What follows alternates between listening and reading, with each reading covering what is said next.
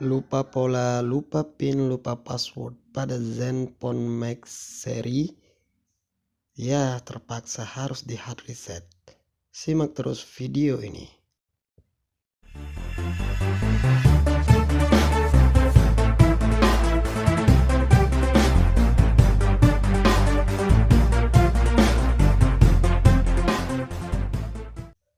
Assalamualaikum pengguna Asus Zenfone Max series.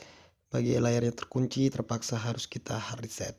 Caranya matikan dulu HP kita, kemudian hidupkan kembali dengan menahan tombol volume bawah dan power secara bersamaan hingga muncul logo Android. Kemudian kita lepaskan. Fungsinya ini untuk masuk ke fastboot mode. Setelah kita berhasil masuk fastboot mode, pilih dengan menggunakan volume bawah ke bawah, yaitu wipe data factory reset. Kemudian tekan tombol power untuk OK. Kemudian pilih volume bawah lagi untuk yes. Dan untuk mengaccept atau OK-nya tekan kembali tombol power. Kemudian terjadi proses di bawah ini, data wipe complete, berarti data kita sudah selesai. Kemudian reboot system now, tekan tombol power, dan sekarang HP kita mulai restart dan memulai untuk mereset factory. Di sini cara ini bisa dilakukan untuk Zenfone Max Pro 1, Zenfone Max Pro M2, Zenfone Max M1, Zenfone Max M2. Caranya tetap sama, bisa diterapkan.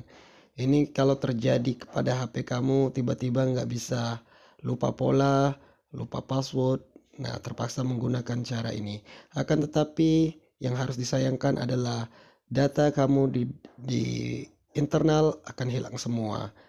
Karena terkunci, daripada HP-nya tidak bisa terbuka, ya terpaksa kita korbankan datanya.